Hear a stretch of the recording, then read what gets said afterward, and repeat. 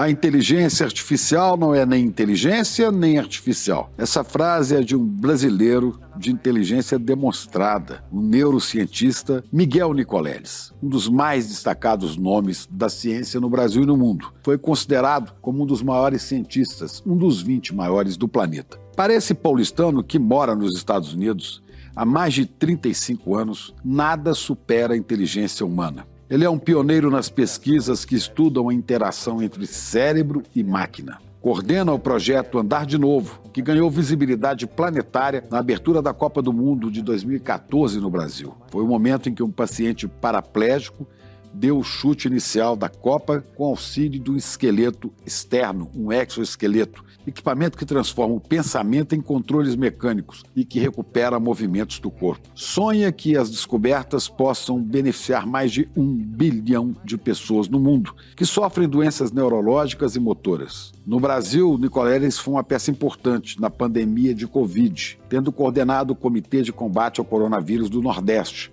mobilizando conhecimento em termos de negacionismo. Pai de 3 filhos, professor emérito na Universidade de Duke, nos Estados Unidos, foi eleito em 2004 como um dos 20 cientistas mais influentes do mundo, pela revista Scientific American. Recebeu inúmeros prêmios, até na China, recentemente, e fundou institutos de pesquisa com parcerias internacionais. Tem vários livros científicos sobre o cérebro humano e recentemente se aventurou na ficção, lançando um romance, Nada Mais Será Como Antes, uma aventura que fala de uma conspiração mundial para controlar mentes humanas. Ficção que, na verdade, mais fica parecendo a realidade dos tempos atuais.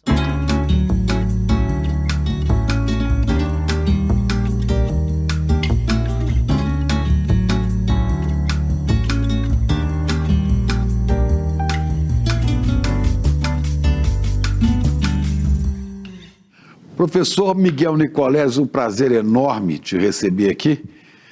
Muito obrigado por estar conosco no ICL. Agora eu esqueci de uma coisa fundamental na sua ficha aqui.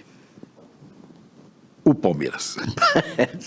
Sem dúvida. Muito obrigado, Chico, pelo convite. É um enorme prazer estar aqui com você. E realmente, sem o Palmeiras, minha biografia fica incompleta. É tão importante para você quanto a ciência, né, professor? Talvez mais, né? Talvez mais.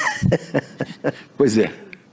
Porque o Palmeiras tem futuro, a ciência no Brasil nós não sabemos. A gente não sabe, Vamos falar um pouco da sua vida, da sua trajetória, né?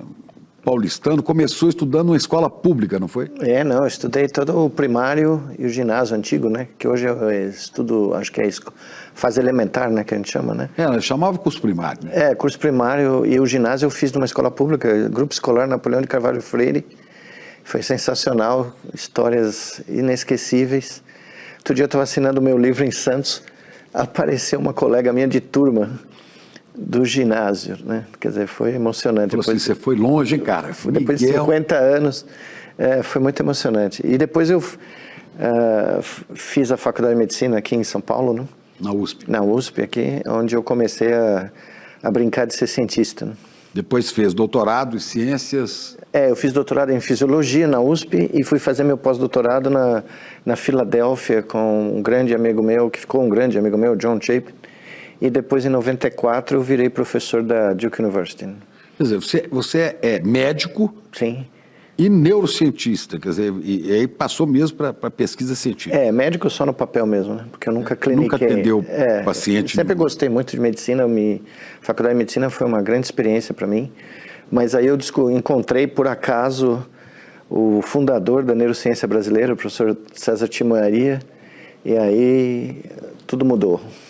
Eu vi uma entrevista curta da sua irmã quando você recebeu uma homenagem à Medalha Anchieta aqui em São Paulo, Isso, né? Foi aqui em São Paulo. E ela falou assim, desde pequeno ele era meio gênio. Meus pais sabiam na escola, falavam, olha, esse menino está fora do normal. Ele não é normal, acima da média. Você tinha essa impressão assim, eu vou fazer coisa muito doida? Você pensava, um dia pensou em ser cientista? Não, eu sempre gostei de estudar, isso é verdade. Eu sempre tive muito prazer em ler e estudar, porque eu fui muito incentivado, né? Minha mãe é escritora, né? Infanto-juvenil. Pois é, 130 livros? Mais de 130 livros, tem uma legião. O nome dela? Giselda Laporta Nicoleles. E tem uma legião de fãs até hoje. Quando eu vou assinar meus livros, aparecem os fãs dela, já adultos, evidentemente, com os livros dela assinados por ela, e eu assino em cima lá, né, agora, hoje em dia. E minha avó, que era uma mulher espetacular, uma mulher, assim, eu reputo uma das grandes... A mãe dela ou a mãe A mãe dela, mãe dela. As grandes intelectuais que eu encontrei na minha vida, que me incentivou a, desde criança, ler de tudo, fazer de tudo e nunca ter receio de explorar o desconhecido, né? Eu acho que foi ela que realmente criou a semente. Eu disse numa entrevista nos Estados Unidos, muitos anos atrás, que tudo que eu precisava aprender para cientista, eu aprendi no quintal da Dona Lígia. Pensamento crítico, não ter medo de fazer perguntas absurdas, não ter medo de errar e sempre estar atrás de, né, fazer algo diferente, né, algo fora do esquadro, né. Quer dizer, esse caminho do cientista, ele começa também com a medicina, né? Se não fosse a medicina... Foi, talvez... não, eu na realidade eu fui ser médico, ou fui para a faculdade de medicina, porque eu adorava um tio meu, que era um palmeirense maluco, que me levava nos estados desde criança, e ele só andava de branco, né? E quando ele chegava aqui no antigo Parque Antártica, porque ele chegava 4 horas antes do jogo comigo e com o filho dele, meu primo, ele era saudado como dono do time. Então, já podia começar o jogo porque o Valdemar chegou, né? E ele era uma figura humanística, assim inesquecível, né? De parar o carro no meio da rua para socorrer alguém que despencou na calçada. No meio da madrugada, eu vi meu tio abrindo a porta e indo socorrer uma pessoa que tinha acabado de desmaiar na rua. E ele me incentivou, né? Ficou muito feliz, porque o filho dele não queria fazer nada perto de medicina. E quando eu entrei na faculdade, ele achou que eu era o herdeiro clínico dele, né? Uhum. Aí um dia eu tive que contar para ele, criar coragem e contar que eu ia ser cientista, né? E ele ficou Quando você está na faculdade, já pensava? Depois que eu encontrei o Dr. César, no 4º ano da faculdade, eu percebi que o que eu queria fazer era aquilo, né? Era óbvio, né? Minha avó dizia que, quando eu era criança, porque ela era muito fissurada pelo Santos Dumont, né? E desde a minha infância, desde os primeiros memórias da minha vida, tinha foto do Santos Dumont em todo lugar da casa da minha avó. E ela também era apaixonada por Dom Pedro I, né? Por alguma razão misteriosa, ela tinha toda uma biblioteca sobre... Dom Pedro I? Dom Pedro I. Se fosse o segundo, até seria mais lógico. Mas não sei, ela tinha uma fissura, ela tinha talvez uma das melhores bibliotecas sobre a história do Império do Brasil que eu já conheci, nunca vi nada igual. Mas Santos Dumont era o herói dela, né? E ela dizia para mim que ser cientista, ela que criou essa frase para mim, é ser pago para ser criança o resto da vida, né? Como foi o Santos Dumont, né? Só que ele não foi pago porque ele era milionário, né? Então, e isso ficou comigo. E aí quando eu encontrei o Dr. César, numa madrugada, num plantão meu no Hospital das Clínicas, que nem existe mais, o pronto-socorro do Hospital das Clínicas fechou depois da pandemia, né? Uhum. Mas era o maior pronto-socorro do mundo, né? Você via 1.200 pacientes por noite ali, né? No carnaval, então, você não sabia o que estava acontecendo, porque... Aí seu trabalho de médico lá era atender emergência. Eu tava de plantão uma noite e saí para comer Tinha o que a gente chama hoje de food truck, né? Mas lá era o Necrodog, porque era do lado do necrotério do HC. E eu estava morto de cansado e fui andar pelo jardim da faculdade, que até hoje é um prédio muito bonito. E comecei a ouvir um troço maluco lá, uma ópera de Wagner, Parsifal, tocando no meio da madrugada, né? Fui seguindo a música, né? E quando eu abro a porta do anfiteatro, estava lá o Dr. César preparando a aula dele de neurofisiologia do dia seguinte. Ouvindo Wagner? Ouvindo Wagner, numa vitrolinha mesmo, naquelas vitrolinhas antigas. Aí ele olhou para mim e falou, por favor, sente, né? E aí ele começou a passar o slide, o primeiro slide dele era uma supernova, explodindo. Eu olhei para ele e falei, pô, mas eu fiz esse curso de neurofisiologia, o senhor está falando de astronomia. Ele falou, não, tudo começou aqui. Aí eu falei, bom, é esse cara, né? Esse é o Yoda, né? E aí eu segui ele durante vários anos e fiz o doutorado no laboratório dele. E aí um dia eu cheguei para ele e falei, Dr. César, eu quero registrar 1.000 neurônios, atividade elétrica de 1.000 neurônios, só se registrava um naquele momento. No final dos anos 80, os neurocientistas só conseguiam escutar o ruído elétrico de um neurônio de cada vez, né, em animais de experimentação. Eu falei, eu quero registrar 1.000 simultaneamente, porque não tem o menor sentido registrar um de cada vez. São 86 bilhões de neurônios na cabeça do cristão, um de cada vez é tentar explicar a floresta amazônica olhando uma árvore de cada vez, não vai funcionar. Ele falou, sei exatamente onde você tem que ir no Brasil para fazer isso. Falei, bom, como? Estou procurando há um ano um laboratório. Ele falou, chama-se aeroporto. Você vai para o aeroporto e acha um americano louco que pague pela sua ideia. Sei pra lá, né? E eu achei, o pior de tudo é que eu achei. Que é o John, né? John Chapin, que foi o grande parceiro meu durante 30 anos. Pois quem financiou esse estudo dos Estados Unidos foi esse John? Quem financiou foi o taxpayer americano. Quando eu escrevi meu primeiro livro de ciência, eu agradeci ao pagador de impostos americano, anônimo, né? Que financiou minha carreira durante 30 e tantos anos. E o John me ligou, Miguel, ninguém agradece o taxpayer nos Estados Unidos. Ninguém agradece o pagador de impostos. Ninguém agradece. Eu falei, não, você é o primeiro. E eu recebi um monte de carta, quando meu livro saiu nos Estados Unidos, anônimas, de gente que me escrevendo, falando muito obrigado. Seu primeiro livro? Foi o meu primeiro livro. Qual foi seu primeiro livro? Aqui no Brasil ele chama Muito Além do Nosso Eu. Ele saiu em 2010 nos Estados Unidos com o título Beyond Boundaries. Né? Quantos livros você já escreveu? Eu escrevi 4 livros onde eu sou o primeiro autor, 5 na realidade, se eu contar esse aqui, né? Esse aqui é o último? Esse é a ficção científica. Eu acabo de ganhar de presente com a dedicatória, que muito me honra. Dedicatória ao viver. Nada mais será como antes. Ele botou um mais aqui, porque senão ele entrava pro clube da esquina. Ele gosta muito. Senão seria acusado de plágio. Não, nada. Não, mas é uma honra. Mas o clube da esse aqui é o também. quinto. Esse aqui é o quinto livro onde eu escrevi, né? Eu tenho livros onde eu participei como autor de capítulos, né? Que é muito comum em ciência você contribuir capítulos, né? Para uma coletânea. Mas meu, de próprio punho, sozinho ou com um colaborador, são 5. E hoje você mora no Brasil e nos Estados Unidos, né? Hoje, na verdade, eu divido meu tempo entre o Brasil, Estados Unidos, Itália e China. Vai ser possível ir aos Estados Unidos e à China ao mesmo... Bom, até agora eu consegui, né? Não sei, né, o que vai acontecer daqui para frente, mas... é uma pergunta cabível. Era uma pergunta cabível. Pode ser que um dia você vá à China e no dia seguinte fala aqui nos Estados Unidos você não pode entrar mais. Não pode entrar, mas tudo bem, não vai fazer falta. Depois de 40 anos eu já... Nós vamos falar da China, que eu sei que Sim. Você acaba de receber uma grande homenagem na China, né?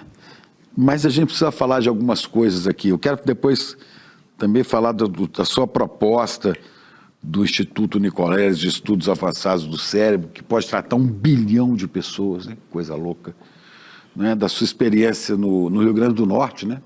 Também. Mas os Estados Unidos cresceram muito na ciência porque investem, né? Sim. O governo estadunidense investe em ciência. Apesar de agora o Trump está começando a cortar, né? O John Chapin, que foi meu grande... Primeiro ele foi meu professor e depois nós viramos parceiros, né? Publicamos um monte de artigos juntos. Num dia, nós estávamos nós estávamos comendo no meio da madrugada no laboratório, fazendo um experimento, saímos para comer um negócio. Aí eu perguntei, John, qual é o segredo? Porque eu estou aqui há um ano, estou olhando em volta, o povo no Brasil é tão inteligente como o povo daqui, os cientistas são tão bons quanto os daqui, os matemáticos, qual que é o segredo? E ele comendo lá, comida chinesa, virou para mim, 5%. Eu falei, como? Ele falou, 5%. Eu falei, John, o que é isso? Ele falou, desde a Segunda Guerra Mundial, 5% do PIB todo ano. Do PIB? Do PIB. Não interessa se é republicano ou democrata. Quer dizer, quase $1 bilhão. Bom, hoje o PIB americano é 29 trilhões. 20. Trilhões. É 10 vezes, mais de 10 vezes o PIB brasileiro, né? Quer dizer, são quase 6 bilhões de dólares. Para pensar, o instituto que financiou minha carreira inteira... 6? Não, o quanto eles investem hoje? Então, hoje a conta... Pois é, se é 5% do PIB, PIB, vamos arredondar para 30? 30. Se é 30? É 1 milhão, é 1 bilhão e meio. 1 bilhão e meio. 1 bilhão e meio de dólares. De dólares. Você tem que multiplicar isso por 6, né? Sei. Não, perdão. Investimento... Perdão, nós estamos ficando loucos. 1 trilhão.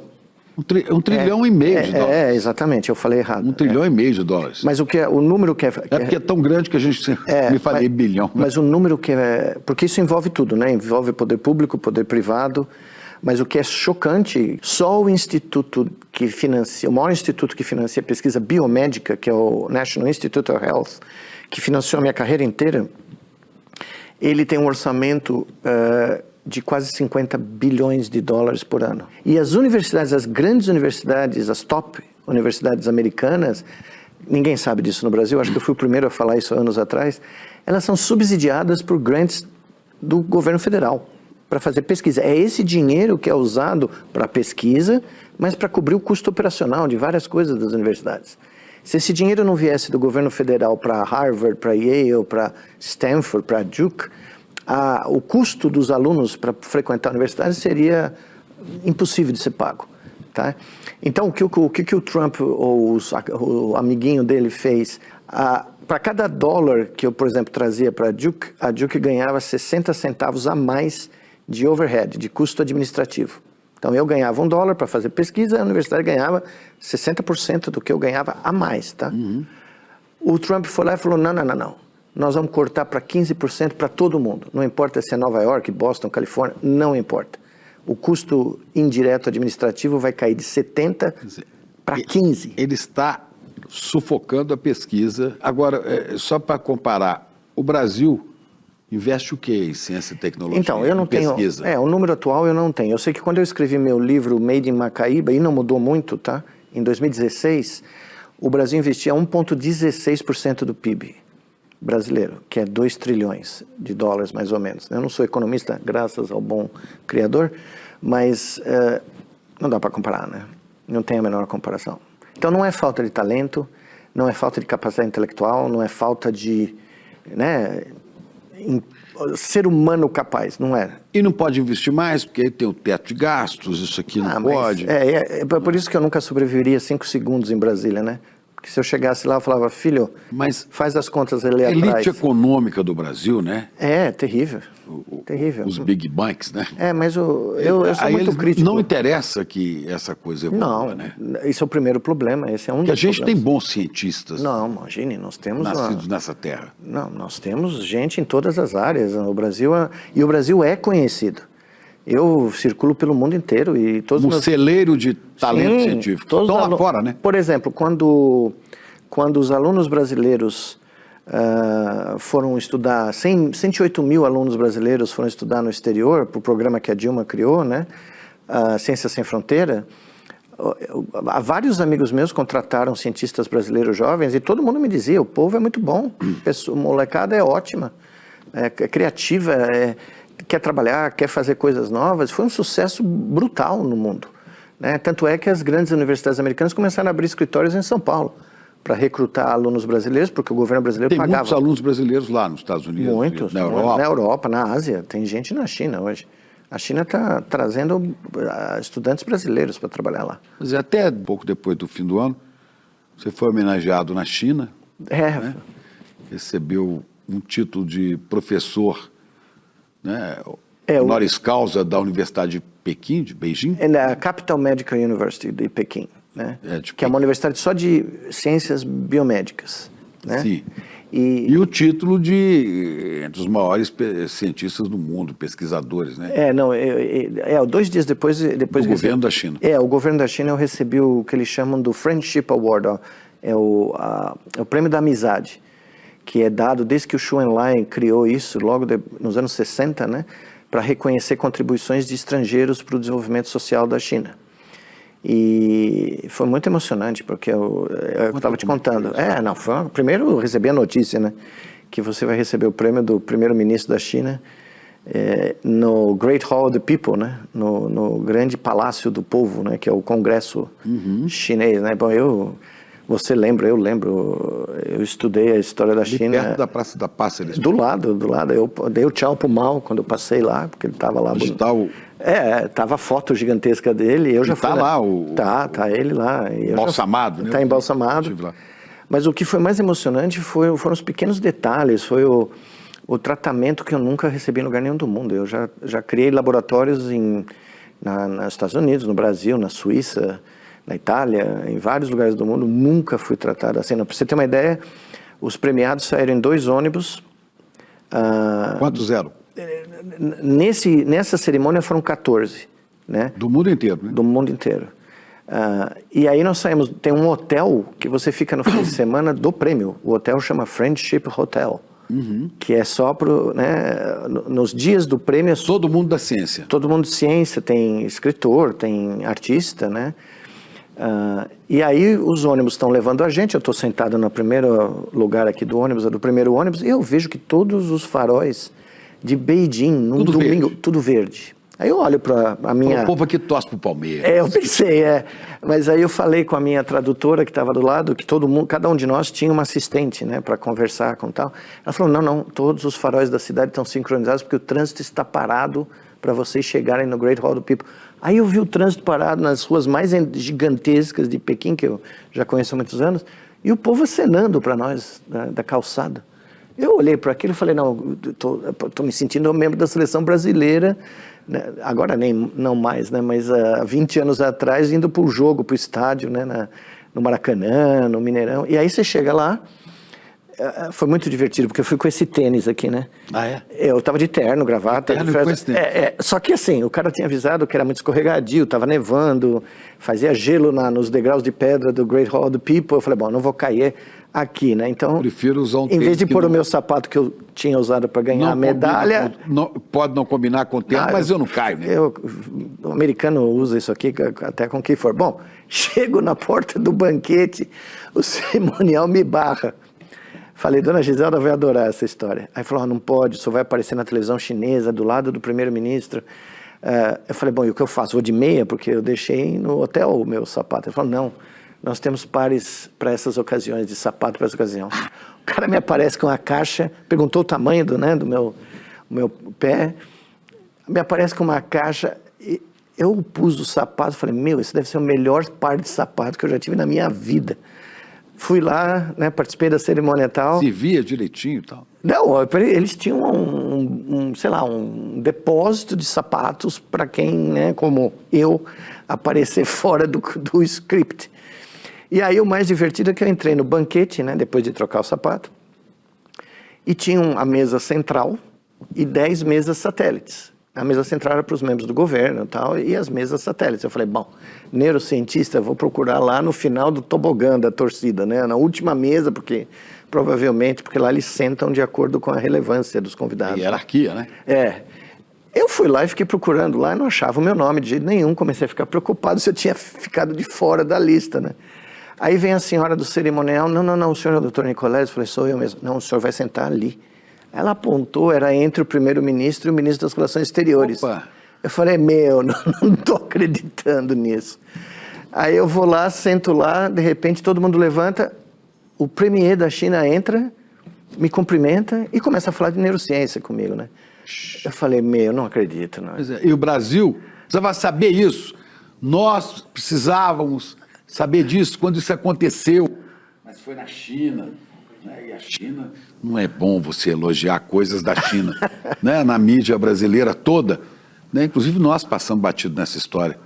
Isso é tão importante, mas tão importante como o pentacampeonato, como o Oscar, que nós estamos perseguindo tanto tempo, né? Quer dizer, é um Oscar, você levanta um troféu que dá maior honorabilidade para o brasileiro. E o Brasil continua ignorando a importância da ciência, a importância de cientistas. E existem vários brasileiros que ganharam, né? Eu não sou o primeiro, nem eu espero que não seja o último. Vários brasileiros ganharam e ninguém sabe aqui no Brasil, né? Mas foi muito emocionante porque... Quem mais conhecido ganhou? A presidenta Dilma ganhou, né? A presidenta Dilma ganhou? Ela ganhou. Eu ia receber junto com ela. Agora, dessa vez, ela ganhou? Dia 1º de outubro. Pois é, mas ela ganhou desta vez? Ela ganhou no dia 1º de outubro, só que existem 2 níveis do prêmio, né? Um é a medalha Friendship, medalha da amizade, que é para estadistas, chefes de Estado, ex-chefes de Estado. Ela ganhou esse, foram só 12 pessoas no mundo que ganharam esse prêmio. Coisa maravilhosa. De toda a história. E eu ia ganhar... 12 pessoas de toda a história. E eu ia receber no mesmo dia com ela e eu tinha sido selecionado para fazer o discurso em nome dos premiados no dia 1º de outubro, que é o dia da fundação da China, né? Mas eu fiquei doente, no meu voo para os Estados Unidos para fazer a conexão para a China, eu tive um contratempo e não pude ir. Você teve um encontro com a presidenta Dilma depois? Dessa vez não, eu me encontrei com ela em 23, no banco dos BRICS, foi sensacional a nossa conversa lá. Era para ser uma conversa de 50 minutos, 45 minutos, nós ficamos 2 horas e tanto conversando. Eu perguntei para ela se o pão de queijo de Xangai era bom, ela falou, tá. Não, pão de queijo bom é só lá de Bells. Ela falou, não tem chance. E foi muito emocionante encontrá-la lá, né? E hoje ela é uma das mulheres mais poderosas do mundo, né? E O Brasil parece que não sabe bem disso não, né? não, mas lá quando eu sentei com o primeiro-ministro foi muito claro comigo, né? E foi muito interessante porque eu sentei com ele.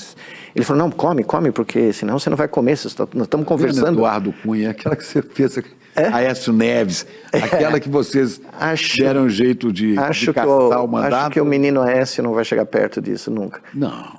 Mas o primeiro-ministro vira assim para mim, de repente, do nada, né? E fala duas coisas que foram muito interessantes. Ele vira assim para mim e fala, o que o senhor acha do futuro das interfaces cérebro-máquinas? Vai ser as interfaces invasivas ou não invasivas? Eu parei para pensar e falei, nunca ouvi um político fazer uma pergunta dessa para mim, entendeu?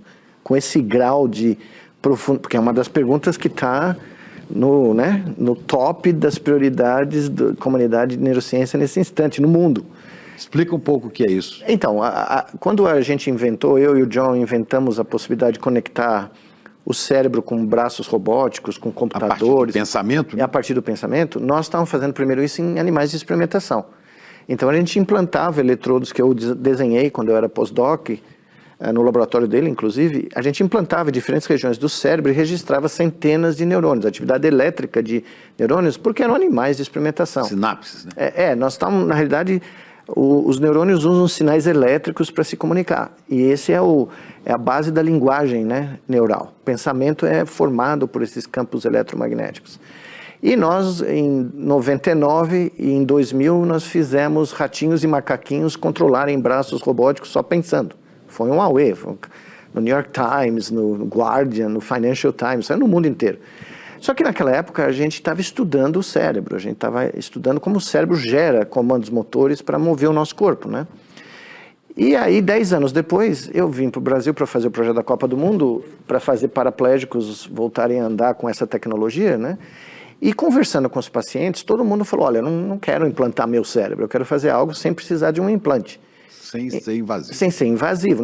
Já existia, evidentemente, toda a área não invasiva, nós adaptamos uma técnica chamada eletroencefalografia, né, que você põe como se fosse uma touca de natação, e você não é a mesma precisão, mas não importa, você não precisa dessa precisão para pacientes paraplégicos, né?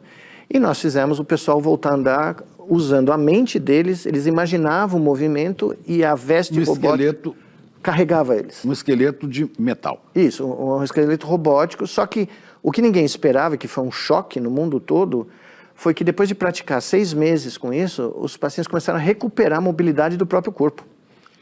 Eles tiveram uma recuperação funcional, neurológica, que ninguém nunca tinha visto em toda a história das lesões medulares. E nós publicamos isso numa das revistas da Nature, né, em 2016, e foi um auê, né? E desde então se criou essa dicotomia. Qual é a melhor abordagem? Implantando o cérebro ou fazendo com a touquinha, né? E eu criei um acrônimo. Essa foi a pergunta do primeiro-ministro da China, que é só o número 2 do país, tá? Porque lá eles chamam... Só abaixo do Xi Jinping. Isso, eles chamam os 7 primeiros, que são os membros do Politburo, eles não usam nome, eles usam number 1, number 2, number 3. Ele é o number 2. Ele é o number 2. E o number 3 estava do meu lado esquerdo aqui, que era o ministro das Relações Exteriores, que fala inglês perfeito, né? E que falou para mim que adora picanha, né? Picanha? Que ele já veio no Brasil várias vezes, aquele negócio. Eu falei, não, senhor, na próxima vez que o senhor vier, pode deixar. Vou levar o senhor na melhor picanha do Brasil, né? E fiquei parça dele. E aí o primeiro-ministro me faz essa pergunta, eu falei, olha, eu criei um acronismo em inglês, que é SEAS, né, que é oceano, seas, em inglês, que é o seguinte, é safe, seguro, efficacious, que é eficaz, affordable, ou seja, barato, e scalable, que pode escalar para centenas de milhões de pessoas, porque você não precisa operar uma pessoa. Você põe a touquinha e o cara sai fazendo. Em alguns minutos. Qualquer paraplégico? Qualquer paraplégico e parkinsoniano. É isso que é o seu projeto de tratar 1 bilhão de pessoas? Isso, a próxima pergunta dele foi essa. 1 bilhão de pessoas podem usar essa touquinha e deixar de ser paraplégico. Veja, não, são todas as doenças, não é só paraplegia, não.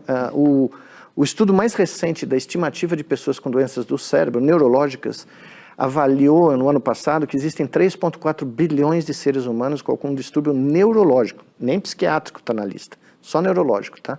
É 43% da humanidade, para você ter uma ideia. Desses 3,4, a gente estimou... Bilhões. Quase a metade da humanidade. É quase metade, é quase 1 de cada 2 seres humanos, né? Isso são as 37 doenças do cérebro mais frequentes. As TDAH, essas coisas todas. As doenças mais frequentes, Alzheimer, Parkinson, derrame, lesão medular, né? Enxaqueca, que ninguém fala, mas que é quase 1 bilhão de pessoas no mundo, doenças pós-diabéticas, neuropatias periféricas pós-diabéticas, por exemplo. Aí o primeiro-ministro vira e falou, então é por isso que o senhor acredita que dá para tratar 1 bilhão de pessoas? Eu falei, exatamente, porque se usar um sistema não invasivo, custa $100. E ninguém... $100? Para pôr a touquinha e fazer... E o que falta para... falta, né? Eu queria criar a indústria do cérebro no Brasil, mas é meio difícil, né? Porque eu chamo da indústria do neurotech, né? Neurotecnologia, né? Mas se eu tivesse nascido... Não tem financiamento? Se eu tivesse nascido nos Estados Unidos, eu nem precisava ter nascido, né? Veja o que o governo americano financiou o Elon Musk para criar a Tesla, fazer toda as empresas que ele tem, é tudo o subsídio do governo federal, né? Aqui é mais complicado, né? Mas mais complicado. Não tendo o governo podendo entrar nesse esquema, não poderia ser empresas privadas? Não, eu vou fazer, eu já decidi alguns meses atrás criar a Apple da Neurotech. E porque agora depois que na pandemia eu decidi... Buscar financiamento. Isso, não, dinheiro tem no mundo. Qual é o montante para se fazer isso?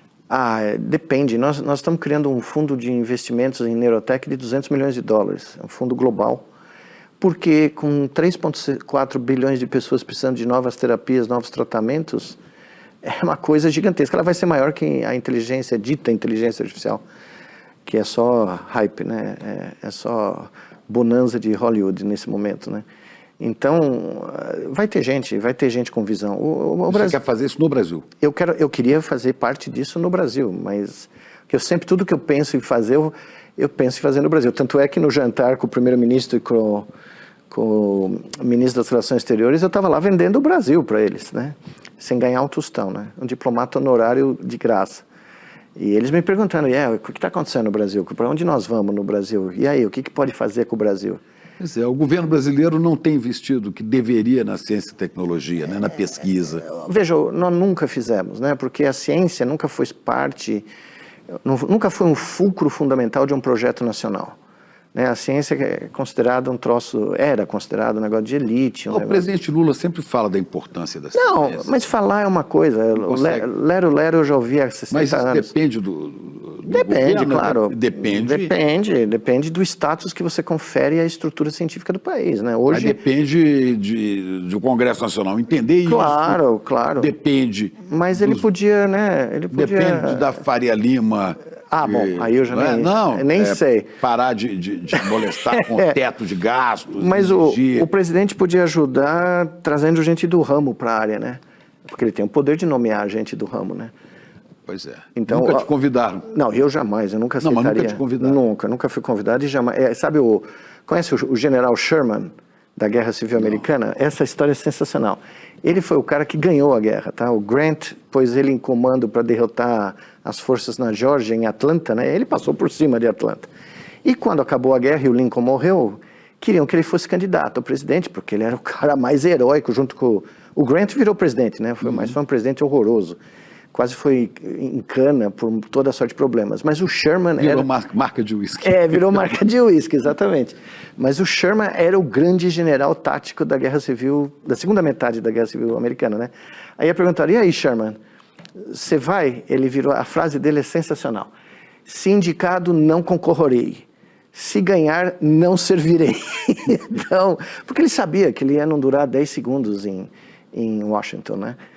E é exatamente, eu não tenho nenhuma ambição e jamais aceitaria um cargo desse, porque não é o meu métier. E mesmo que o presidente Lula tivesse interesse em fazer isso... Claro, não, mas eu acredito até que tenha, mas não, isso não é viável, né? Não, eu acho que minha avó sempre me dizia, Dona Lígia, com quem eu aprendi a ser cientista, a gente nunca esquece de onde a gente vem. E eu nunca esqueci. Então, onde eu passei pelo mundo, eu tentei trazer o Brasil para o meio de campo, né? E faço isso até hoje com o maior prazer. Eu fiz várias coisas no Brasil que me orgulho profundamente, o Instituto em Macaíba, no Rio Grande do Norte, que hoje é um legado, espero, né, que sobreviva por muitas décadas. O projeto da Copa do Mundo, que pôs o Brasil nas manchetes do mundo inteiro.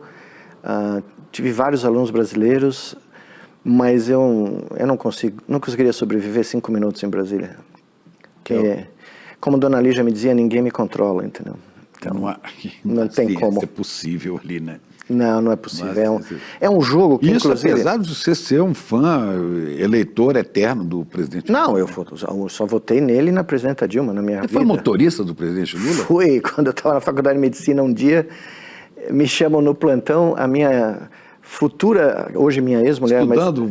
Eu era aluno de medicina, do interno, e a minha futura esposa era minha chefe, era residente do plantão lá. E eu era o único cara do comitê do PT de Pinheiros que tinha um carro. E um dia me liga, olha, o presidente não tem carona, o Lula não tem carona para ir no debate aqui no Sindicato dos Médicos, né? E eu lá no meio do plantão, eu falei, eu estou no meio do plantão. Eles falaram, não, mas não tem ninguém, nós precisamos dar carona. E eu fui, peguei o presidente, levei ele para o sindicato. E a primeira coisa que ele me perguntou é que time que eu torcia, né? A hora que eu falei que era Palmeiras, já começou mal. Carro, né? Já começou mal. Qualquer coisa verde aqui dentro, eu vou sair. E foi uma experiência inédita. Eu até contei pro premier da China essa experiência, né? Foi muito boa. Eu fiz a campanha dele em 82, do Djalma Bom. Eu participei da campanha do Djalma Bom, que foi eleito deputado federal com recorde de votação. E sempre fui um grande admirador. Mas nunca ninguém me perguntou nada e eu nunca... Né? Quem sou eu na fila do pão? Eu não imagino, eu não sou o Lira, eu não sou o Pacheco. Mas sou motorista do Lula. Eu fui, por um dia, mas foi suficiente. E fui fotógrafo da campanha. Um dia, 30, 40 anos depois, eu volto para o Brasil e minhas fotos estavam lá no acervo da Unicamp, da campanha de governador, onde ele ficou em 4º lugar. Acho que você lembra, né? Que era o 82, se eu não me engano. A primeira eleição de governador direta, né? O Lula para governador? Ele perdeu o Ademar de Barros Filho. Ele ficou em 4º. Tem alguma touca dessa que você é para recuperar?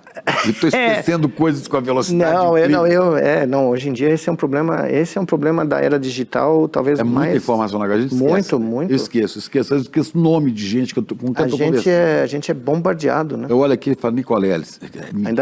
Ainda bem. Rafael, Gabriel, não é Miguel. Não, é Miguel. Eu confunde, né? Troca os anjos. Não, eu me lembro do último comício na praça Charles Miller, eu lá fotografando, e quando ele foi eleito, foi muito emocionante. Eu assisti na minha casa nos Estados Unidos a primeira eleição, 2002.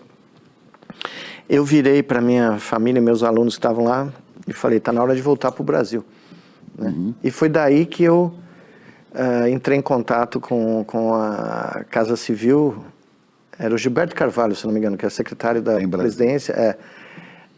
E um dia eu estou fazendo um experimento lá em 2003, fazendo um experimento no meu laboratório, vinha a minha secretária, tem um cara falando uma língua esquisitíssima no telefone. A única coisa que eu entendi é que ele está dizendo que é do Palácio Presidencial do Brasil. Eu acho que é trote, eu vou desligar. Eu falei, não, deixa eu atender o telefone. E era o pessoal falando que ele tinha recebido minha carta, onde eu falava que eu queria construir um instituto no Brasil e que era para eu vir para o Brasil na semana que vem. Quem é que dizia isso? O Lula. O próprio Lula. O presidente Lula. E foi o Frei Beto, acho, que entregou essa carta para ele. E eu despenquei dos Estados Unidos para o Brasil para encontrar com ele, e aí ele me mostra onde você quer fazer esse instituto no mapa lá na sala dele, eu acho. Foi na sala dele, no Palácio Planalto. Aí eu pus o dedo lá em Macaíba. Por que o Rio Grande do Norte? Porque eu queria fazer algo para demonstrar a tese que a ciência é um grande agente de transformação socioeconômica, né? Principalmente social. O meu lema é esse, desde então. A ciência como agente de transformação social. E eu escolhi um lugar na periferia de Natal que precisava de toda a ajuda disponível, né, no universo, do ponto de vista humano, né, desenvolvimento humano, né, com os índices de desenvolvimento humano muito ruins, a mortalidade materna de grávidas ao dar à luz era altíssima, né? E eu falei, tem que ser aqui, porque se Se a gente mudar essa realidade, a gente prova a tese. Pode aplicar isso em qualquer lugar. O cientista sempre faz isso, ele tenta procurar o caso mais complexo para tentar demonstrar a hipótese dele. E o que faz o Instituto hoje? Hoje o Instituto foi criado como um instituto de pesquisa no campus do cérebro, né? São 16 mil metros quadrados o prédio principal do Instituto.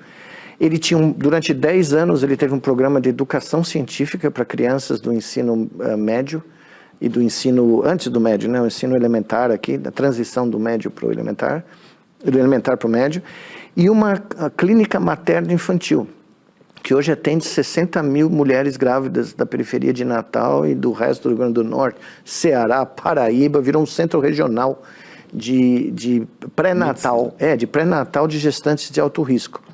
E o nosso curso de educação científica era para os filhos das mães que a gente atendia, e durou 10 anos. Até o Mendoncinha lá, do Temer, lá, o ministro da Educação, dizer que não era mais prioridade do MEC manter a nossa parceria. Nós tínhamos 1.500 alunos em 3 escolas, 2 no Rio Grande do Norte e 1 no sertão da Bahia, em Serrinha, no Vale do Sisal da Bahia. E educamos 12 mil crianças em 10 anos, de um currículo científico que foi premiado no mundo inteiro, porque não tinha aula teórica, era tudo prático, era tudo no laboratório. As crianças aprendiam parábola, a equação de segundo grau, soltando foguete de garrafa PET no quintal da escola. Fantástico. Aprendiam triângulo retângulo, né? O teorema de Pitágoras. Aprendiam fazendo o triângulo e entendendo como é que o Pitágoras derivou o triângulo, criando o triângulo, né? Então, essas crianças estão espalhadas pelo mundo, espalhadas pelas federais do Brasil, foram fazer doutorado fora. Em 2017, na véspera do Natal, o grande Mendoncinha cortou os recursos, nós tivemos que fechar as escolas, né? Foi uma judiação. Estão completamente fechadas. Então, foi talvez o momento mais triste da minha carreira toda, né? E não é possível reabrir? É possível, mas falta vontade política, né? Falta interlocutor, falta tudo, né? Infelizmente. Bom, vamos voltar a falar, né, de Brasil, mas em relação ao mundo. Sim. Parece que o governo brasileiro, por sorte nossa, não ser o governo que saiu, o Bolsonaro, inominável, né, inominável, parece que o Brasil apostou certo quando integrou e passou a fazer parte do BRICS, né, e quando se alinhou a esse time, né, que tem Rússia, que tem China, que tem Índia. Principalmente com a China e com a Índia, né? Ele apostou certo, né? Não, sem dúvida nenhuma. Geopoliticamente, talvez seja a grande bifurcação do mundo moderno, né? Porque hoje está ficando claro, né? Apesar que agora vai ser o grande teste da história dos BRICS, né? Porque certamente o inominável americano vai vir para cima dos BRICS, né? Pois é, aí eu vi algumas entrevistas suas e de outros estudiosos, até recentemente eu estava ouvindo uma entrevista do professor Pedro Serrano, da área do direito, né? E o que a gente depreende, primeiro, é que o Donald Trump está, né, se comportando como, de fato, um novo Hitler. Ele está destruindo ciência, pesquisa, cultura, educação, ele realmente, paz, tudo, né? Ele realmente está tentando virar um monarca, né? Está virar um rei dos Estados Unidos, mas ele é parte... Ele é só o fantoche, né? Ele é parte você falava dos BBBs. Dos BBBs, não é que está no meu livro. Aliás, tem gente me escrevendo que leu o livro dizendo que ele é um livro de ficção científica, mas que nesse momento parece um ensaio jornalístico, porque... O nada será como é isso, porque nada mais será como isso, porque tudo que eu conto aqui do enredo de quem realmente manda no mundo, em 2036 isso aqui, o livro se passa, né? Está acontecendo agora. Na realidade, o takeover, né, a tomada do governo americano é só o primeiro passo, né? O projeto é mundial. E a tomada é pelos BBBs. Quem são os a fusão do Big Tech, do Big Money. Big Tech, Isso. da Silicon Valley. Tecnologia. Big Money. Big Money. O Sistema Financeiro Internacional, que já passou por cima dos Estados Nacionais, né? E o Big Oil. E o Big Oil, que é... o petróleo. Mas o Big Tech é a força dominante, porque é o Musk, o Zuckerberg. É o Musk e o Peter Thiel, né? Que ninguém fala aqui no Brasil, mas esse Esse é outro, entendeu? Esse é outro que é assustador o pensamento desse cara. E eles todos se baseiam num sociopata chamado Curtis Yarvis, que é quem quer criar essa monarquia global tecnocrata, né? Ou tecnológica, né? Então é o tecnofeudalismo do Yuruvakis, né? Do ex-ministro das Finanças da Grécia, que acabou de publicar o livro. Que escreve sobre tecnofeudalismo. Eu li como é que é muito semelhante. Nós entramos numa nova etapa da civilização. É muito semelhante do que aconteceu com a queda do Império Romano.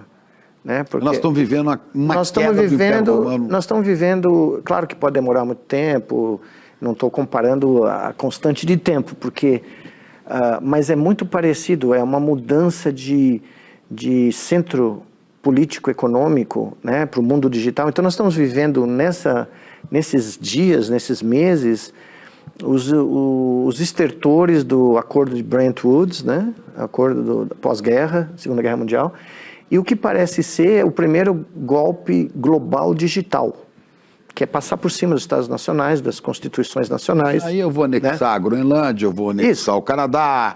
Imagine você estar na Dinamarca e você acorda no dia 21 de janeiro, ouvindo o noticiário que o novo presidente americano quer comprar a Groenlândia, que não está à venda para começar, né? Imagina, o cara lá... Mas a colega aqui hoje está me dizendo que tem um grupo lá da Dinamarca que está propondo comprar a Califórnia, né? Isso, não, eles propuseram... Não vão comprar a Califórnia. Não, eles propuseram comprar os Estados Unidos inteiro. Fizeram uma oferta irrecusável, segundo eles. Porque os americanos teriam... A Califórnia seria mais interessante. Não, mas veja, eles ofereceram para... Eu não quero ter o... Eles não ofereceram dinheiro. Texas. Eles não ofereceram dinheiro, eles ofereceram seguro de saúde nacional público, escolas, universidades de graça, né? Eles fizeram um meme lá mostrando as vantagens que os americanos teriam em virando parte do reino da Dinamarca, né? E eles iam poder aprender quem Hamlet foi também. Estava lá no barato lá. Vocês estão achando que há algo de podre no reino da Dinamarca? Estão muito enganados. Tem. Não, veja, o cara quer anexar o Canadá. Você sabe a piada que tem nos Estados Unidos, né? Bom, ninguém briga com o canadense. O canadense é o cara que agradece a máquina de dinheiro, fala thank you, quando ele tira o dinheiro da máquina, ele agradece a máquina, entendeu? É o cara mais gentil que tem, né? Como a gente agradeceu o ChatGPT. Bom, isso é outra coisa. Mas... Ou o DeepSeek. Mas os canadenses são conhecidos como boa gente, entendeu? Você não briga com o canadense. Eles falam que só se briga no canadense num jogo de hóquei no gelo, que é o esporte nacional deles, né? E o cara foi pegar briga com o Canadá, que é o maior parceiro, né? Pois é, nessa corrida China, Estados Unidos, é possível a vitória dos Estados Unidos na tecnologia? Bom, é possível porque, né, o poder militar americano ainda é o maior do mundo. Sim, mas do ponto de vista tecnológico... Eu acho que do ponto de vista tecnológico, se essa implosão acadêmica, né, dos financiamentos acadêmicos se confirmar, e se essa... como se diz, essa campanha anti-imigrante, eu fui imigrante, eu fui para os Estados Unidos com visto, tudo direitinho, mas eu cheguei nos Estados Unidos em 89 com 27 anos e contribuí para... Seus filhos nasceram lá? 2 nasceram lá, um já estava nascido aqui no Brasil, mas cresceu lá, foi com meses de vida para lá. São cidadãos estadunidenses. Isso, e eles estão... tão desconfortáveis, eles estão lá. Estão lá, trabalham, vivem lá e tal, e eles estão, 2 deles, né? E eles estão desconfortáveis, eles estão falando, bom, o cara vai anular o fato que eu nasci nos Estados Unidos e meu pai e minha mãe não eram americanos.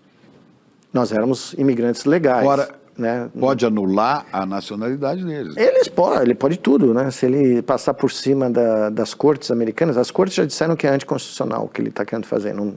Todos os juízes federais, até o momento que se manifestaram contra. Mas ele tem a Suprema Corte também. Tem a Suprema Corte no bolso.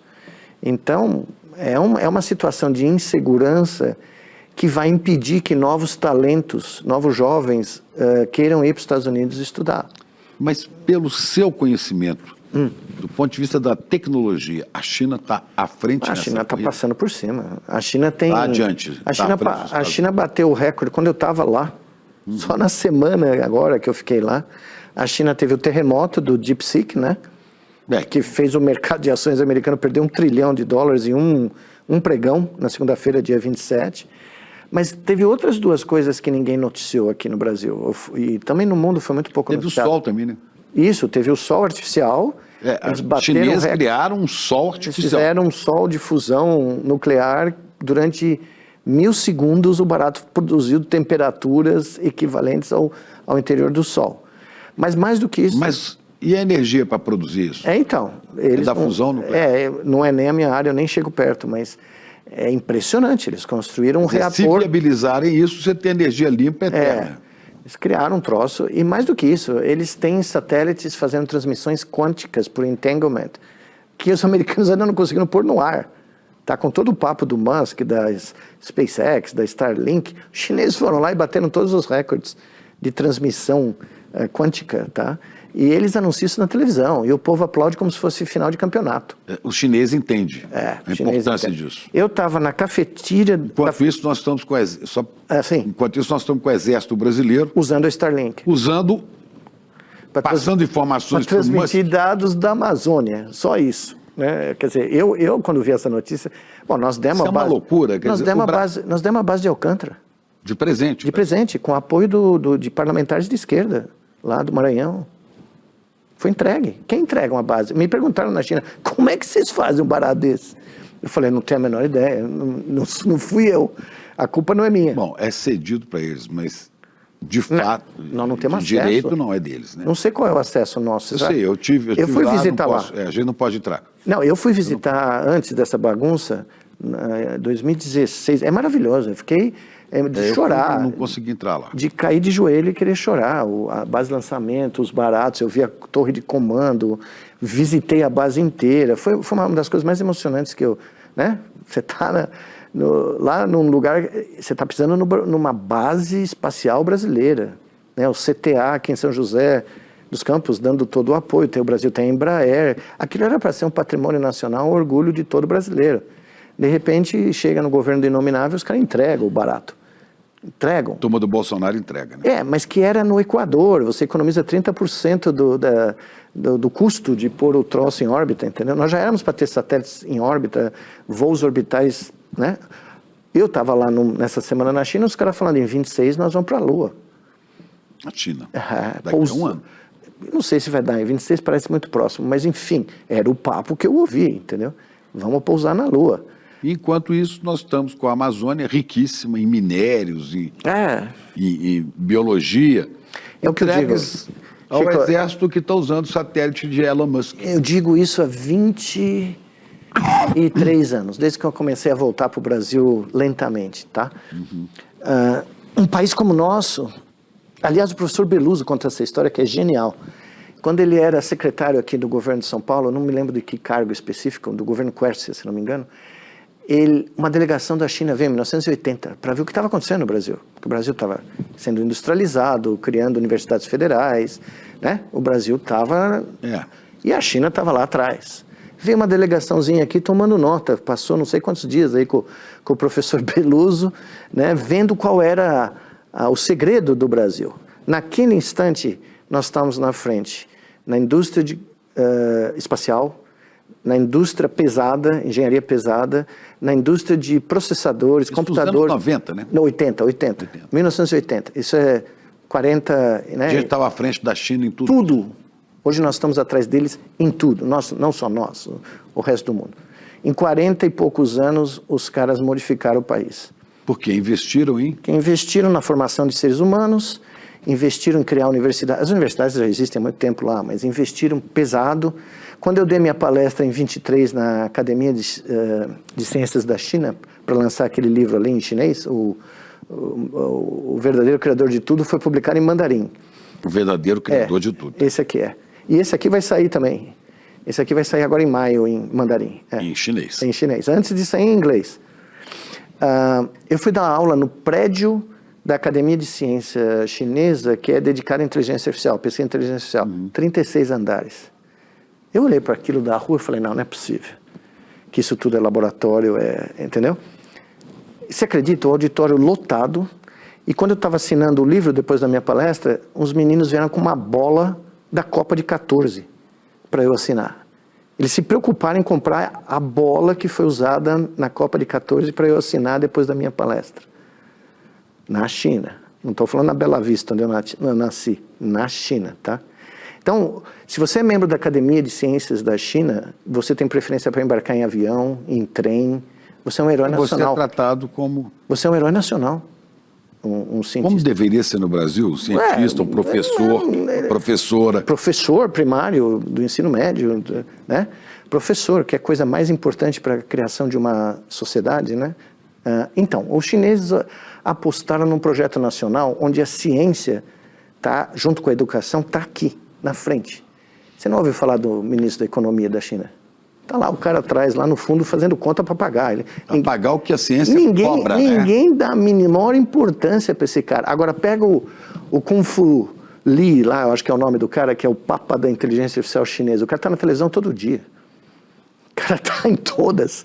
E o entendeu? cidadão chinês está inteirado do que está acontecendo. Eu vou te contar uma história que foi a coisa mais emocionante que aconteceu comigo depois do prêmio. O prêmio passou na televisão. Tá? Bom, mas é igual o Oscar, né? Devia passar. Eu falei para minha mãe, mãe, desculpa, não foi o Oscar, mas quem sabe um dia eu chego lá. Porque, né? Começou a fazer cinema ainda, professor. Eu estou lá no dia seguinte da premiação, eu estou tomando café no lobby do hotel que eu fico desde que eu vou. Da cafeteria. Eu estava tomando lá o meu café e eu vejo o porteiro do hotel vindo na minha direção com um negócio na mão. Eu falei, ué, né? Aí ele não falava inglês, chamou o maître, é uma senhora que é a maître que me conhece, porque eu vou lá todos os anos, né? E ela fala inglês muito bem. Ela veio para mim, o senhor se incomodaria de assinar o seu livro para o porteiro? Ele viu o senhor na televisão ontem, comprou o livro pela internet. E ele... Em chinês. Em chinês. E ele quer ter a sua assinatura no livro. Esse é o porteiro do hotel. Marriott, Beijing, Tiananmen Square, Marriott, tá? O cara queria um livro de um cientista. Bom, né? A gente vê um nível, né, um nível de sofisticação, de conhecimento intelectual do povo chinês. Sim. A gente vê o avanço da tecnologia na China, que já superou certamente, depende da área, de certas áreas. Por exemplo, os Estados Unidos não conseguem ir para a Lua desde a Apollo 17, né? Você lembra, né? O último cara que pousou lá, o cara que jogou golfe, o cara que andava de carrinho, nunca mais. Né? Bom, a Índia colocou um robozinho no extremo sul da Lua recentemente. A China vai fazer um pouso lá e vai criar uma base lunar. Tá? Quer dizer, isso em breve. Em breve. A China avança desse jeito, né? Leva junto com ela um monte de países, inclusive o Brasil, no BRICS, esse negócio todo. E estou raciocinando numa hipótese. E os Estados Unidos perde essa disputa, ou já está perdendo a disputa tecnológica para a China, né? Agora, os Estados Unidos não vão suportar ser derrotados pela China. Esse é o grande risco do mundo atual, na minha opinião, é essa fricção, porque os americanos não sabem perder. Eles não têm esse... Eles culturalmente, não loser culturalmente nunca, né? Você não pode ser um loser. É a pior coisa que você pode ser na cultura americana, entendeu? Então... Se perde, faz o quê? Deus sabe, né? Não dá para saber. Não, porque veja, nessa eleição eu vi coisas que eu nunca tinha visto em 40 anos nos Estados Unidos. Eleição do Donald Trump. O Trump, num comício, você deve lembrar, falando, votem dessa vez, venham votar, porque é a última vez, vocês não vão precisar mais votar. Isso passou batido na imprensa americana, ninguém falou nada, ele falou várias vezes isso, né, em vários comícios que eu assisti na televisão, né, várias coisas que eu vi, discursos de ódio, né, contra imigrantes, contra minorias. Veja o que ele fez quando ele tomou posse. A primeira coisa que ele fez foi acabar com todos os programas de inclusão a nível do governo federal, né? E está proibindo o Pentágono e outras agências públicas de falar sobre inclusão. O Pentágono tirou no site deles as homenagens às mulheres das Forças Armadas Americanas que tiveram grandes conquistas. Simplesmente tirou. Né? Então, é um absurdo, é um negócio maluco. E os caras que ele indicou para o ministério dele é assustador, é um mais assustador que o outro. E para mim olha, eu sobrevivi o Bush pai, o Bush filho e o Trump one, tá? E em 2 semanas, 3 semanas do cara, é a coisa mais assustadora que eu já vi em 40 anos. Né? E os americanos que são mais né, um pouco mais liberais, vamos dizer assim, porque não tem esquerda lá, né? O pessoal achar que o Partido Democrata é de esquerda é uma piada. Não, mas é que acham que a Rede Globo é comunista. Exato, é. Não, mas eu me divertia. Eu me divertia muito quando eu via os caras falando, não, mas é toda comunista. A Rede Globo... Você vai votar pro partido de esquerda nos Estados Unidos, o Obama, mas que, meu? Obama foi o cara que, a presidência do Obama foi o cara que mais matou cidadãos americanos fora dos Estados Unidos. Eles tinham uma reunião de terça-feira para decidir quem eles iam executar, com drones ou escambau de bico na Casa Branca. Tá? Então não tem esquerda no poder lá, não tem nem representação, né? E hoje está perigoso. Você ser professor universitário hoje nos Estados Unidos, ou tem um amigo meu que outro dia estava jantando na minha cidade, num lugar que é um dos poucos lugares que eu vou para jantar. Qual é a cidade? Durham, na Carolina do Norte, né? Que é uma cidadezinha pequenininha, tamanho de Limeira, 300 mil habitantes, uma cidade universitária, minúscula, né? E o cara começou a falar mal do Trump e começou a ser ameaçado lá, de baterem nele, entendeu? Gente que estava numa outra mesa ali. Eu nunca tinha visto isso. Olhando para essa realidade, seus 36 anos nos Estados Unidos, né? Hoje, Estados Unidos e Brasil, você mora nos dois países, isso nunca aconteceu, está acontecendo. Sim. Quando você olha para frente, né, pega todos esses elementos, né, e projeta onde é que vai dar isso. Claro que eu não sou mãe de Ná, né? Mas eu sinto que nós estamos presenciando a implosão dos Estados Unidos como a gente conhecia o país, depois da Guerra Civil, né? A Guerra Civil nunca terminou. Na realidade, eu estudei muito a Guerra Civil do século XIX. Ela nunca foi realmente finalizada, tá? As tensões raciais, as tensões econômicas, a desigualdade. Claro que depois do pós-guerra, os boomers, né, os baby boomers tiveram um crescimento de qualidade de vida explosivo, porque o mundo financiou a classe média americana, né? Porque os Estados Unidos passou a ter o dinheiro que era usado em todas as transações do mundo, ele podia imprimir quanto dinheiro ele quisesse, que o mundo subsidiava, né, o crescimento econômico e a ascensão da classe média americana. Os meus filhos, 30, 36 anos, fazem parte da primeira geração de americanos pós-guerra que não tem expectativa de viver com a mesma qualidade de vida dos seus pais. É a primeira vez desde o fim da Segunda Guerra Mundial onde isso é notório, essa geração acredita que não vai ter condições de atingir o mesmo padrão de vida. Os empregos estão sumindo, os salários estão decaindo, né? Os Estados Unidos atingiu 800 mil pessoas em condição de rua. Quase 1 milhão. Quase 1 milhão. 3 vezes o Brasil. Isso. Você anda por São Francisco, como eu andei o ano passado, é assustador. As pessoas, né, com dependência de fentanil, que é uma coisa horrorosa, né? O opiáceo sintético, né? Que as pessoas parecem múmias, elas param, elas ficam congeladas. Uma Cracolândia espalhada. Mas é gigantesco. Los Angeles, você olha para a Califórnia hoje em dia, então é uma coisa como você sente que está tendo uma implosão interna da fábrica social, né? De todos os mecanismos que os americanos acreditam piamente, que você pode, né, você vai ter sua casa, você vai para a universidade, quando você sai vai ter um bom emprego. Os alunos que acreditaram nisso, os jovens que acreditaram nisso anos atrás e que fizeram empréstimos para ir para a universidade, não tem como pagar hoje. Então, eu sei que a dívida do cidadão tem uma bolha, lá é uma coisa enorme. Você tem uma bolha, acho que é 2 trilhões de dólares, tá? Que a qualquer hora vai explodir, né? Então, eu não sei se você viu as últimas ordens executivas do inominável lá, é inacreditável. Ele está desmantelando todos os instrumentos de combate à corrupção, todos os instrumentos de algum mínimo arcabouço social, que é muito zero, né? Quase zero. Né? Lá não há apoio. Não tem lei trabalhista, não tem... Não tem SUS. Não, a questão da saúde é gravíssima. São mais de, se eu não me engano, são mais de 50 mil americanos por ano que declaram falência por não conseguir pagar dívidas de saúde. Porque se você não tem seguro-saúde... Por isso a gente vê a aprovação, com a qual naturalmente eu não concordo, né? A aprovação do gesto daquele cidadão de lá que matou a tiros pelas costas um chefão de plano de saúde. Eu também não... Mas dá para você entender, né? Você dá para entender o sentimento de revolta, mas é como se fosse uma lei do vigilante, né? O cara que sai matando gente pela rua, né? Que é bem estilo nos Estados Unidos. Né? Veja, tem coisas que são muito assustadoras lá, né? Essa questão da saúde está ficando cada vez mais por causa do Covid, né? Teve gente no hospital da minha universidade que ia ser entubado e não queria ser entubado, porque não ia conseguir pagar a dívida de ficar na UTI, entendeu? E não queria perder a casa ou deixar uma dívida milionária para os familiares. E muitos morriam por não ter sido entubado. Bom, você imaginou uma coisa dessa? Um enfermeiro ou um médico tentando entubar uma pessoa para salvar a vida e o cara pensando em quanto ele vai ter de dívida. Ele está falando da vida dele, né? Então, eu vi uma transformação nesses 40 anos dos Estados Unidos, é impressionante. Eu falo isso para todo mundo. O país que eu conheci em 89 não existe mais.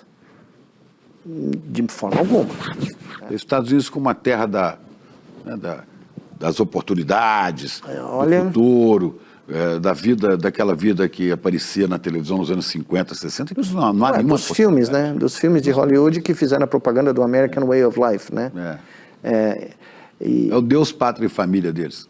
É mais ou menos isso, E veja, mas os Estados Unidos, o americano médio, ou mesmo o americano, um professor universitário, ele nunca passou por um golpe de Estado. Ele não tem a menor ideia do que é isso. É a primeira vez, porque estão passando, né? Mas eles estão completamente aturdidos. Eu falei com um grande amigo meu, ele não tem a menor noção do que está acontecendo. Eu falei, você quer, eu te dou um crash course, um curso intensivo de como é receber um golpe de Estado, porque eu já passei por alguns no Brasil. Eu vi um professor aqui no ICL há poucos dias dizer que é possível, né? Eu queria a sua opinião sobre isso. Sim. Que é possível que estejam, que essa rivalidade Estados Unidos e China não seja tão real, que no fundo eles estão se preparando para uma nova conferência de Yalta.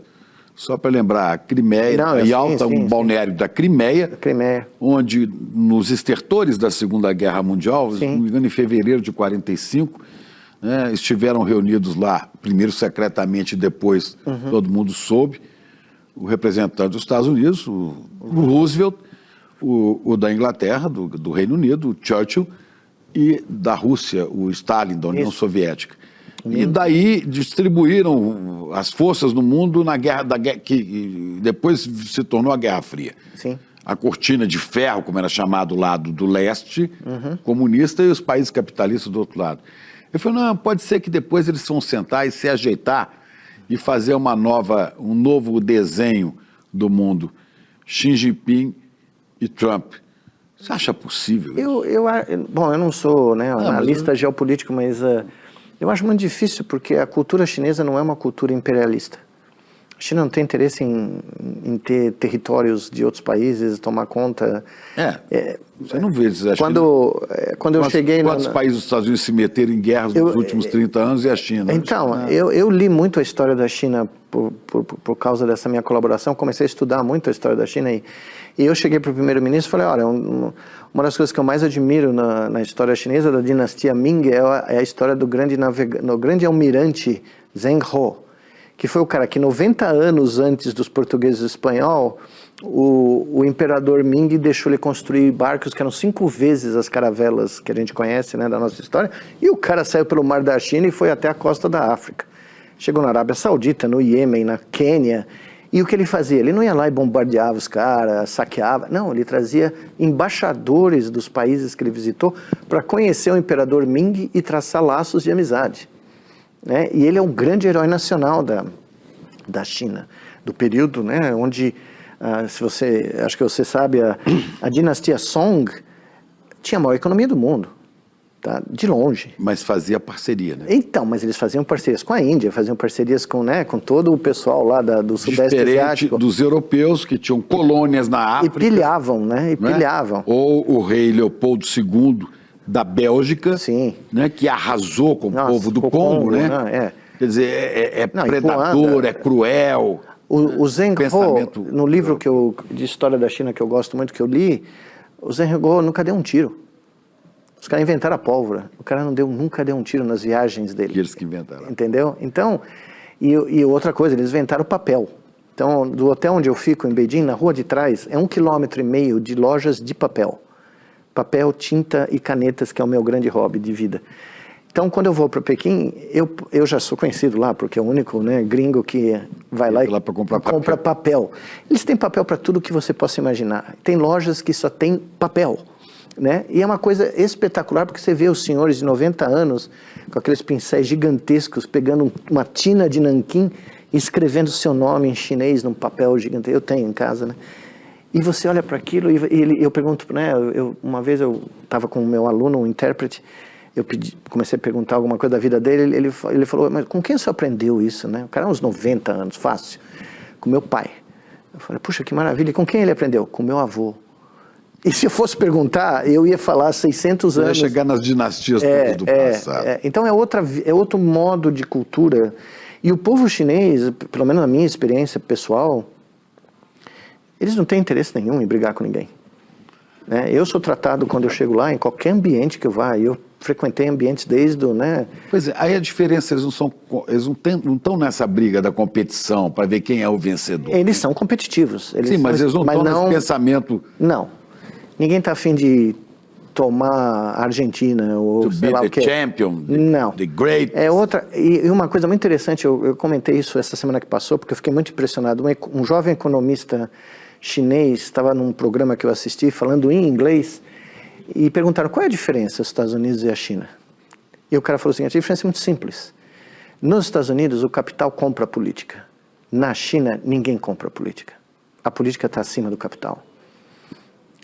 Numa frase ele resumiu o fosso gigantesco que existe separando os dois países, entendeu? Bom, então a gente acaba de refletir aqui sobre isso. Nós estamos vivendo o limiar de uma nova etapa da humanidade. Eu queria, para terminar, te perguntar, o que você sugere que a gente leia, para a gente, além do seu livro, Nada Mais Será Como Antes? Sobre o quê? Em que área específica você diz? Não, para entender esse processo todo. É muito complexo. Para entender um pouco a China, para entender o que está acontecendo no planeta, qual que seria um livro que você faz? Ler para você começar a pegar... Nossa, essa é uma boa pergunta, porque é muito difícil, essa informação não está em um lugar só. Eu acho que a razão pela qual eu passei a me interessar por isso, por geopolítica... Estou perguntando de livro, porque as pessoas nem leem livro. Hoje é tão raro, né? Apesar que a melhor notícia que eu vi recentemente foi que no ano passado as grandes livrarias americanas, as livrarias que vendem livro fisicamente, pela primeira vez tiveram lucro. Lá? Lá. As pessoas começaram a Mas ter... as pessoas não estão preparando o livro para ser arma, né? Não. Aparentemente as pessoas começaram a ficar esgotadas de ler livros eletrônicos. E o hábito de ler livro eletrônico é muito diferente de ler um livro de papel. Tem que ligar na tomada, tem que carregar a bateria. Não, e aqui você usa a sua canetinha para anotar, você dobra a página, você faz... E aparentemente as livrarias começaram a ter um respiro. Né? Na China os livros são muito baratos. Então você vê gente lendo em todo lugar. Muito baratos. Né? Então, quando eu lancei o meu livro em 23, isso aqui são coisas absurdas que acontecem lá. Né? Numa tarde, eu assinei 1000 livros. 1000 livros. Eu não conseguia mexer a mão no dia seguinte, porque as meninas da editora me ajudando, né, a passar o livro e assinar. Eu fiquei lá 4, 5 horas assinando livro sem parar. Quando eu parei, e quando eu fui nesse Instituto da Academia de Ciências da China, foram mais de 400 pessoas, cientistas, não eram gente da rua, cientistas, pedindo autógrafo do livro e tal. O verdadeiro criador de tudo, o livro de baixo. Que é um livro de 2020, né? 2020, mas lá saiu em 23. O verdadeiro criador de tudo. Isso. Né? Esse livro vendeu muito mais na China do que nos Estados Unidos. Como o cérebro humano esculpiu o universo como nós o conhecemos. Isso. E agora, nada mais será como antes. Precisamente. Né? Agora, além desses livros, eu volto a te perguntar, dá uma sugestão de uma leitura boa para a gente começar a entender mais as coisas. Eu vi esses dias numa entrevista recomendando que se lesse o persa. O livro persa é sensacional. O que é o persa? O persa é um historiador galês, do país de Gales, né? Que foi lançado aqui pelo Selo Crítica da Editora Planeta no Brasil. Eu conheci o livro... Está em português? Está em português. Persa. Eu já conheci ele em inglês. É um livrão assim? É um livrão grande, mas é maravilhoso porque mostra que os gregos, do qual eu sou descendente, né? Nicoleles é grego, né? Já faziam fake news 500 anos antes de Cristo. dizendo que os persas eram animalescos, que eles eram selvagens, que eles tinham uma cultura, né, que não tinha nenhuma civilização. E o cara fala, deixa eu contar para vocês o que era o Império Persa. É sensacional, porque desmantela toda a propaganda que todos nós fomos formados pelo classicismo grego, né? Não que eu renuncie aos meus queridos gregos, mas mostra o que era o Império Persa. Era um negócio da mesma forma. Um outro livro que eu estou bloqueando o nome do autor, mas que eu recomendo, só tem em inglês, mas são 2 volumes, do Império Mongol. A ideia que nós temos do Império Mongol... No fundo, nós temos que estudar história. Temos que estudar história. Temos que voltar. Todos os problemas da humanidade vão ser resolvidos pela humanidade. Todas as perguntas que nós nos fazemos hoje, claro, com algumas exceções... Os gregos já fizeram. Pô, os gregos já fizeram, o Zaratustra já fez. A gente fala de fake news...